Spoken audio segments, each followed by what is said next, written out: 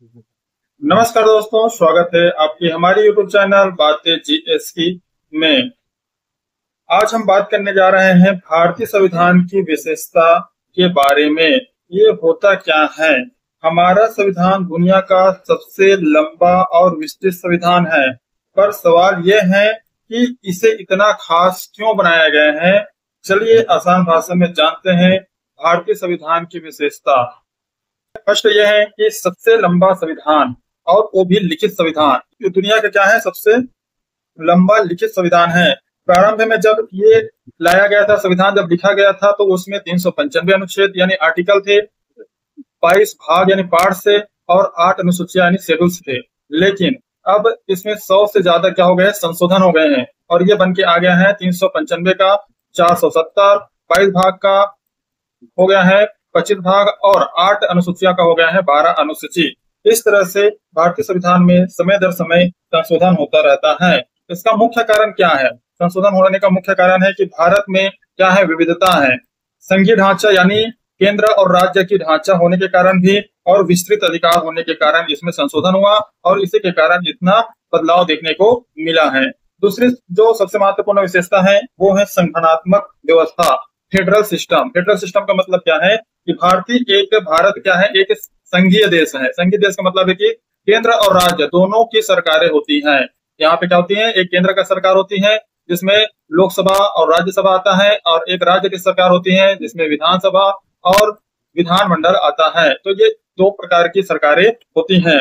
लेकिन हमारा जो संघ है, याद रखना, हमारा जो संघ है अमेरिका जैसा सख्त संघ नहीं है। अमेरिका में जो संघ बना है, जो वहाँ की फेडरल सिस्टम है, वैसा हमारा संघ नहीं है, बल्कि एक लचीला संघ है, यानी ये फ्लेक्सिबल फेडरेशन के नाम से जाना जाता है। इसमें जो केंद्र का जो अधिकार है राज्य की अपेक्षा ज्यादा है। तीसरी जो चीज है वो है संघीय प्रणाली, पार्लियामेंट्री सिस्टम। पार्लियामेंट्री सिस्टम का मतलब है कि हमारा जो पार्लियामेंट है वे किस आधार पे बना हुआ है। हमारे संविधान में जो ब्रिटिश मॉडल की तरह संसदीय प्रणाली अपनाई गई है, यानी ब्रिटिश जो मॉडल है उसके हिसाब से हमारा संसदीय प्रणाली अपनाई गई है। जिसमें क्या है, इसकी विशेषता यह है कि एक राष्ट्रपति होना चाहिए जो देश का संवैधानिक प्रमुख होगा, प्रधानमंत्री होना चाहिए जो वास्तविक कार्यपालिका का प्रमुख होगा, और सरकार संसद के प्रति उत्तरदायी होगा। यानी सरकार है, जो सरकार बनी हुई है वो संसद के प्रति उत्तरदायी होगा।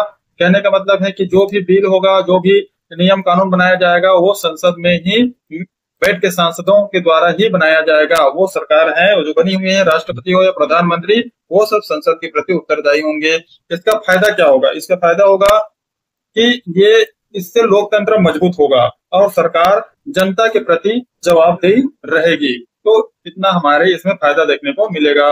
इसी तरह से नेक्स्ट है न्यायपालिका के स्वतंत्रता। न्यायपालिका, भारतीय संविधान है वो स्वतंत्र न्यायपालिका की गारंटी देता है कि हमारे यहाँ जो सुप्रीम कोर्ट है, हाई कोर्ट है, सरकार से ये स्वतंत्र रूप से रहता है। न्यायिक समीक्षा यानी जुडिशियल रिव्यू की बात करता है। इसका मतलब है कि अगर कोई कानून संविधान के खिलाफ बना है तो आप डायरेक्ट कोर्ट जाके वो उसमें याचिका दायर कर सकते हो, और ये अगर न्यायालय इस पर अगर हस्तक्षेप करता है, कहने का मतलब है कि अगर कोई कानून सरकार के द्वारा बनाया गया है लेकिन वो संविधान के विरुद्ध है, तो उसमें कोर्ट हस्तक्षेप कर सकता है और कोर्ट उसे रद्द भी कर सकता है। इसलिए हमारा जो न्यायपालिका है एक स्वतंत्र न्यायपालिका है। नेक्स्ट देखने को मिलता है सार्वभौमिक वयस्क मताधिकार। इसका मतलब है कि भारत में हर नागरिक जिसका उम्र 18 वर्ष से ज्यादा हो उसको वोट देने का अधिकार है। यहाँ पे बिना जाति, बिना धर्म, लिंग या संपत्ति के भेदभाव के बिना आप क्या कर सकते हो, डायरेक्ट वोट दे सकते हो। ये एक बहुत महत्वपूर्ण जो विशेषता है संविधान का, जिसमें सभी लोगों को जिसकी उम्र 18 वर्ष से अधिक है उन्हें वोट डालने का अधिकार दिया गया है।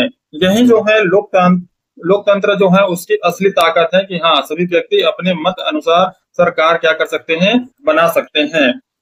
नेक्स्ट जो छठवां पार्ट आ रहा है वो है संविधान के मौलिक अधिकार यानी फंडामेंटल राइट। ये बहुत इंपॉर्टेंट है और ये हमें मिलने वाला अधिकार है, यानी एक जनता है उसको ये अधिकार मिलता है। संविधान नागरिकों को मुख्यतः 6 मौलिक अधिकार देता है।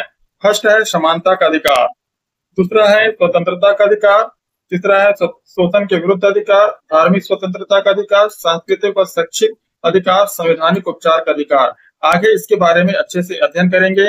ये अभी विशेषता है। विशेषता पढ़ने के बाद हम जब फंडामेंटल राइट में आएंगे तो इसका बारीकी से अध्ययन करेंगे कि समानता का अधिकार क्या है, कानून के समक्ष सभी समान होना चाहिए, स्वतंत्रता के अधिकार क्या है, बोलने घूमने फिरने का स्वतंत्रता क्या होना चाहिए, इसके बारे में हम आगे अध्ययन करेंगे। ये जो अधिकार है वो हमें संविधान से मिले हैं। इन्हें कोर्ट में चुनौती भी दी जा सकती है, लेकिन इसमें कुछ कुछ रिस्ट्रिक्शन भी है, उसके बारे में भी बात करेंगे। ये हमें संविधान से मिला है, इसलिए इसका हम कहाँ दे सकते हैं, कोर्ट में चुनौती दे सकते हैं। अगर ये हमारा जो मौलिक अधिकार है ये सबका अगर हनन होता है तो हम डायरेक्ट कोर्ट जाके आर्टिकल 32 का उपयोग करके हम क्या कर सकते हैं, अपने मौलिक अधिकार को पा सकते हैं।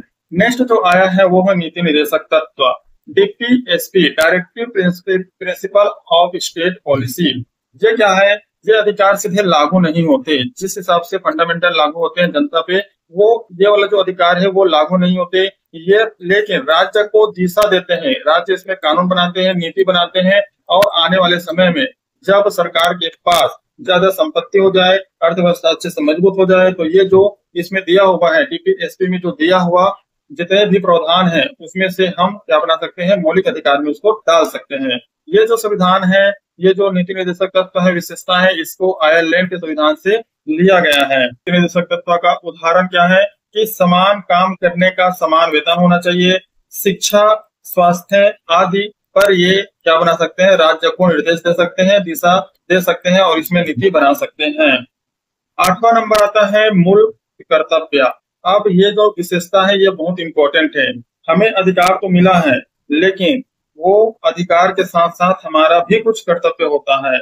वो है मुख्य रूप से, जैसे कि यहाँ पे 42वें संविधान संशोधन 1976 के जरिए 11 मूल कर्तव्य संविधान में जोड़े गए हैं। ये जो संविधान संशोधन किया गया था उसमें से देशभक्ति, पर्यावरण की रक्षा, एकता, राष्ट्रीय एकता, ये सबका सम्मान करना इसमें मुख्य रूप से है। इसका जो मुख्य रूप से 11 संविधान जो कर्तव्य है हमारा, वो है संविधान और कानूनों का पालन करना, राष्ट्र के प्रति निष्ठा रखना, राष्ट्र की एकता और अखंडता की रक्षा करना, सामाजिक न्याय और समानता का पालन करना, प्राकृतिक संसाधनों का संरक्षण करना, सभी नागरिकों के अधिकारों का सम्मान करना, संस्कृति और विरासत का संरक्षण करना, पर्यावरण की रक्षा करना, शिक्षा प्राप्त करना और ज्ञान का प्रसार करना, राष्ट्र की सुरक्षा में योगदान देना और अपने माता पिता और गुरुजनों का सम्मान करना। ये मुख्य रूप से 11 हमारा कर्तव्य है। भारतीय संविधान ने हमें मूल अधिकार दिया है, यानी हमारी रक्षा की गारंटी दी है, तो हम देश की रक्षा की गारंटी देते हैं। यानी हम देश की अगर रक्षा करना शुरू कर दिया तो वो हमारा क्या है,